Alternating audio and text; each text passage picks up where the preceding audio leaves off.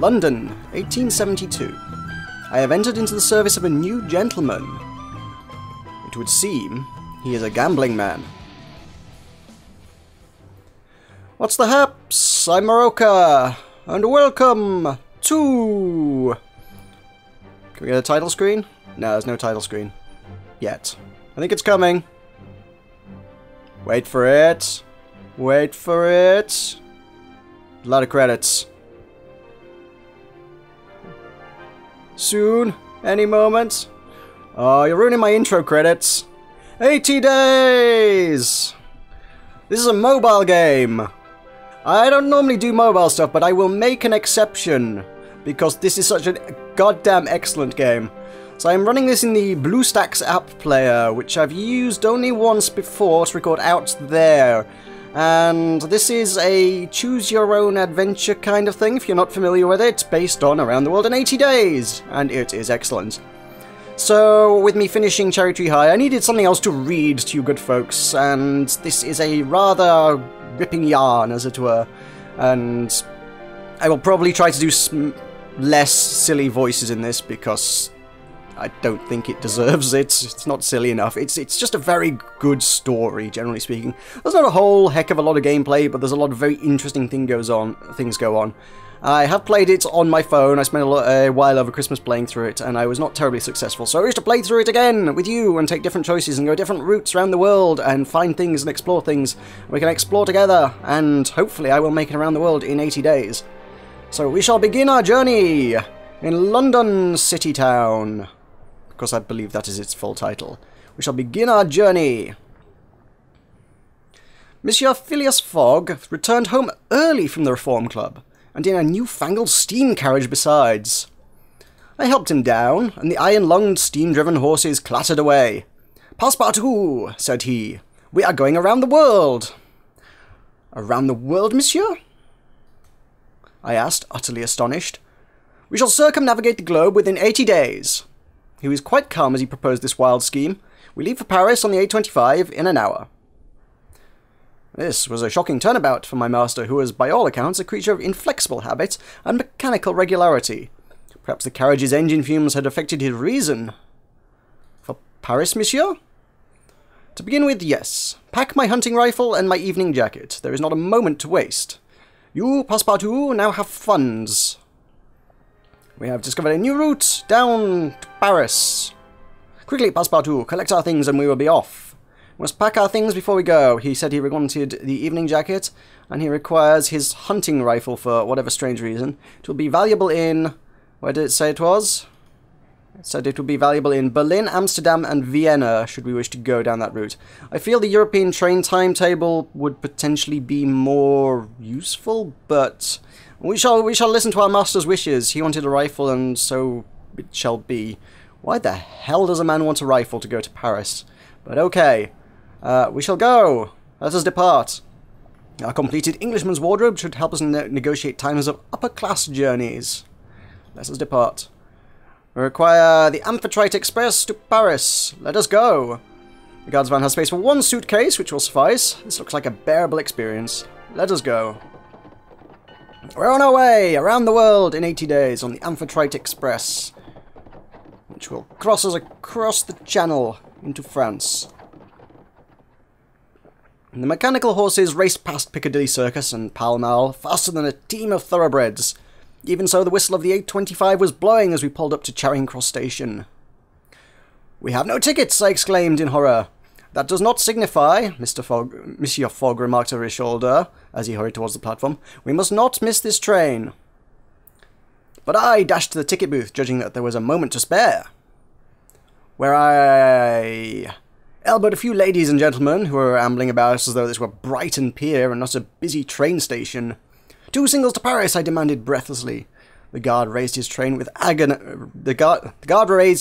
agonizing slowness. "Leaving tomorrow?" he intoned. "Leaving immediately," I insisted, "and hurry!" The whistle of the train shrieked once more. I drummed my fingers on the counter and cursed under my breath. From behind me I heard another whistle. The guard inscribed one ticket, then the other with a painstaking hand, then passed them to me. The final whistle blew long and slow and damning. The 8:25 was pulling away. I waved at the guard to stop the train, tickets held aloft. He looked puzzled, but waved his flag. The train slowed a little, and I thanked him profusely as I jumped aboard. We were passing Dartford when I located Monsieur Fogg in one of the compartments.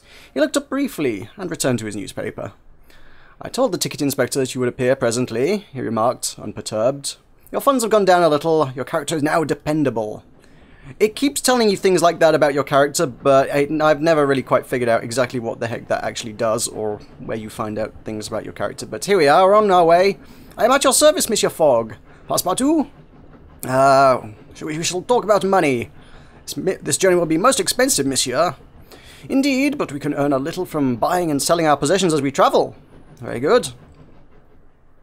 London smog gave way to rolling hills and the pastures of the Kentish countryside, still untouched by the hand of technological advancement. I demanded to know the purpose of our journey. You see, Passepartout, said he, I have made a wager that we can circumnavigate the globe in no more than 80 days. Not 81, I clarified. Indeed not, my master nodded firmly. We will turn our clocks back when we pass the date line. He turned back to his paper, perhaps overtaxed by the grueling duration of our conversation. A guard rapped on our door, a few miles before Dover. We're about to submerge, he warned. Take some people a bit funny, so watch out. What do you mean, submerge? I cried. This is the London to Paris Amphitrite Express, he explained, as though to a particularly dim-witted child. The submersible train? Talk of all the London papers? Then, this is the Mer train? I exclaimed. He made a face. Bloody journalists and their silly names, he muttered. Every inch of her has been examined and stamped with the artificer's seal. This is the world's only bath-escape locomotive. I pressed my face to the window glass as the fins above the Amphitrite's wheels extended with a hydraulic hiss. Night fell and we plunged past the end of the track into the freezing water of the English Channel. Amphitrite Underwater Express. And back out the other side where it's no longer underwater. The Amphitrite ploughed through the water overnight and splashed up onto wider gauge French tracks at Calais as dawn broke. Do you have a route in mind, monsieur? I asked as the water of the channel dried from the compartment windows. I am as yet undecided, my master admitted. The new canal has sped up the shipping route from Suez to Bombay, though perhaps we could take the Trans-Siberian Railway across Russia. Surely not Siberia, I exclaimed. It is so cold and grim, and I have a particular fear of bears. Then we would do well to buy furs, he replied, refraining from rolling his eyes. There are other alternatives. We may also travel overland and across the Black and Caspian Seas. But which is fastest? I believe, said he, that is what we shall put to the test. Parbleu! I scarcely knew what to think. We arrived at Paris Gare du Nord just after 1 o'clock. Automaton porters lifted our luggage and then our persons onto the platform with long, delicately filigreed iron arms. Paris! City of my heart! I was home, but not to stay. New routes discovered. So he mentioned there was a route from the down the Suez Canal to all the way to Bombay. That's a fairly good chunk of journey. And we, of course, have from Moscow right the way through Siberia, we've got the Trans-Siberian Railway, which is quite a good chunk of journey. And I don't mind saying at this point, if you'll excuse me, that that was actually the route I took on my first playthrough, and it didn't work out too well, so I probably won't be going that route. If just to find alternative routes and interesting things to see rather than things I've already seen. It may be that with a better prepared journey, the Trans-Siberian Railway actually might be a fairly viable option. But for me today, we shall not. We'll have to explore Paris to find an onward journey. We could go to the market quickly, we can find out what things are worth. The rifle is worth £160. I suspect we don't want that. We've got wool shirts, wool trousers, evening jacket I suspect we want to keep. We could buy an extra suitcase for £16, although we run the risk of finding a transport method that it doesn't, accommodate us. We have a zoetrope, which is valuable in Amsterdam, Vienna, and Nice. Where was our rifle valuable? If we headed round via Amsterdam or Vienna, those would both be particularly viable options, because, yes, let us grab a zoetrope with our funds. We may be able to cash that in for something later. Pocket altimeter, I know from experience they tend to be useful here and there. We shall take 2. Most transportation methods would accommodate 2, I suspect. We shall explore Paris. And grab a few routes, find our way out of the city. Indeed, we can see where other players are on their journeys as well, if you're in any way, shape or form interested. We had a few hours to spare. I asked Monsieur Fogg if I might enjoy my city before we had to leave. Indeed, and should you learn anything of note, be sure to relay it. I nodded and headed into town. The talk on the streets was of one thing only, an enormous, elegant oval stadium constructed upon the green fields of Champ de Mars, and containing the technological marvels, art, amusement parks, and milling crowds of the World's Fair of 1872. I ventured inside, and the grand illuminated pavilions of the exposition... Eventually inside the grand illuminated pavilions of exposition, I went west towards the airship hangar, past a booth with a husband and wife pair selling panoramic hot air balloon rides to eager tourists. I inquired as to their hourly rate, wondering if perhaps the balloon could be encouraged to go a little way east as well, and contribute to our great journey. £80 for a half-hour flight, the man responded. Not today, I think, I replied swiftly. The man nodded and moved on to the next punter with great swiftness. I regarded the airships that filled the hangar behind him. There were a huge number on display from all over the world, and my eye was immediately caught by the gilded Egyptian Ifrit-class airship. Painted all over with stylized poppies and feathers, it resembled nothing more than a vast flying sarcophagus. Do people really fly in such things? I asked an exhibitor. Indeed, hundreds of them do, and every day, he replied with a booming laugh. They say the skies of our Arabia are crisscrossed with the trails of the Egyptian ships. Perhaps one day soon Monsieur Fogg and I would find ourselves flying in such a craft. I returned to the exposition centre, my thoughts turning with clouds and engine rotors. Avenues sprawled in every direction between the inviting illuminated pavilions of the exposition. An artificer was replacing an arc light, which had burned out. She first disconnected the strange machine powering the lights. It had a spinning iron wheel which was wound around with a series of armature coils. "What is that device, artificer?" I asked politely, my eye straying to the copper lily pin which proclaimed her profession. "It's a bleeding nuisance is what it is," the artificer grumbled in a thick Yorkshire accent. "These gram machines are finicky beasts." "Gram machines?" I inquired.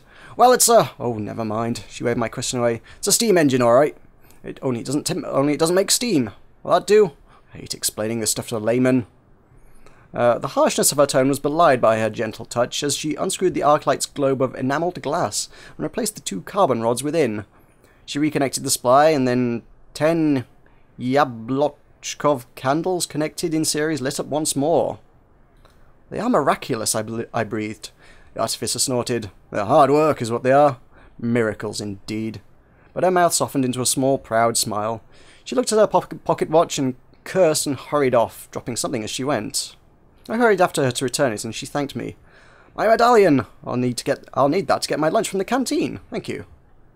I bowed in return, and she giggled. "Stop that, you'll make me blush." She rubbed the coin thoughtfully. "I was given this for my work in Istanbul, you know. I made a very special automaton. I think it works as a driver now on the route up from Izmir. I think that's right." An interesting tidbit. She smiled. "We artificers go all over the world, you know," she declared. "How about that?" And she bid me farewell. Crowds of tourists jostled and heaved past, their eyes wide with wonder. I headed towards the red and purple tents of the Artificers' Guild, draped with banners emblazoned with their copper lily sigil. It had the most incredible display of machines, as though a scrapyard had been brought to playful life. One of the artificers was explaining the guild's credo to a group of sticky-fingered children. "The copper lily stamp of the guild is an assurance of safety and quality," the artificer said, before pausing to gently discourage a curious toddler's ambitions of flight. "We build and maintain everything from children's toys," she gestured to a nearby clockwork monkey, which was enthusiastically banging a pair of cymbals, "to airship engines and even mechanical workers." "A mechanical valet could never replace a human one," I called out, smoothing my hands over my lapel. The artificer gave me a tired look. "It's not a matter of replacement. Humans and automata have different skills. An automaton, for instance, will never tire or feel hunger or thirst. It can function happily under the hot glare of the sun and will not get phossy jaw or cotton lung if it works in a factory. But can it feel loyalty or satisfaction in a good day's work, I asked. The artificer released the child squirming in her arms and gave me a lopsided grin. Perhaps one day we'll build our automata to feel those emotions. There are many in the guild interested in such things. She raised her voice a little to address the small crowd that had gathered to eavesdrop on our exchange. The Artificers Guild operates across the borders of nation, caste, and creed. In which countries? I heckled back. Someone in the audience sighed at my continued interruptions. But the artificer seemed pleased. All of them, she replied. We have outposts in Bombay, Siberia, Bucharest, in every corner of the earth. She turned back to the children. When we become artificers, we give up our personal loyalties and swear to use our skills only for peaceful aims. The artificer continued. The cleverest engineers and inventors all working together to shape a better future for the world. I clapped along with the rest of the crowd, carried along by her strident tones and enthusiasm. The artificer caught my sleeve as the crowd dispersed. You seem a confident sort. How was my speech? I rehearsed it all tonight. Was it too much? It was very stirring, I assured her, and she gave me a bright, grateful grin as I returned to the central square, stopping here and there to gaze at the wonders of the exposition. My feet were tiring, and the hour was growing late. I returned to Monsieur Fogg, who was eating a meal of plain boiled beef à l'anglaise. Did you enjoy the exposition? My master inquired diffidently, as though I had been out visiting an aged great-aunt rather than witnessing all the wonders that the modern world had to offer. Will we travel by airship, do you suppose? I asked. I think it highly likely, he replied. They are expensive, but extremely fast.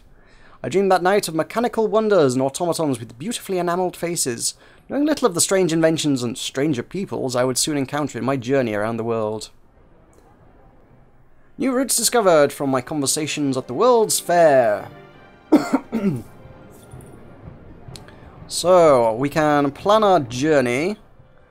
We can head where we want to. We were wanting to head round to Vienna, I believe.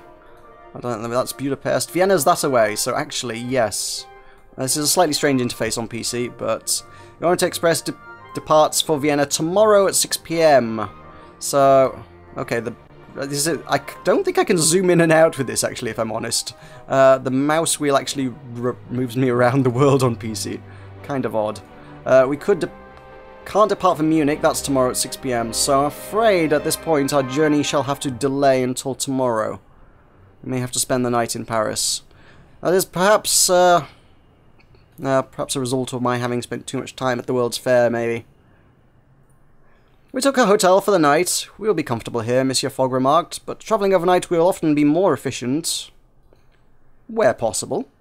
We cannot travel where it is not possible, certainly, he replied. Still, the surrounds of the Hotel Ritz were most enjoyable. So we wish to depart. Let us depart for Vienna today at whatever time that leaves. So this arrives tomorrow. The Orient Express arrives tomorrow at Vienna, but the rack only has space for one suitcase, but we have two. For £37, we can hire space in the guard's van. We shall do that because we shall be making money. We shall be making money when we arrive in Vienna through the things that we brought with us, so it seems worthwhile to pay that a little extra. Boarding the Orient Express was an altogether calmer affair than our race through London had been. Mechanical porters loaded us in through the windows, then snapped them shut with a delicate click. The train was very beautiful. A jewel of both European design and European diplomacy, with the Compagnie Internationale der Wagons having provided several envious empires to be linked together by the train. It was uniquely placed to sweep us across Europe, or at least as far as the Deutsche Kaiserreich, where the track currently ceased. At last a long whistle blew and we began our journey east.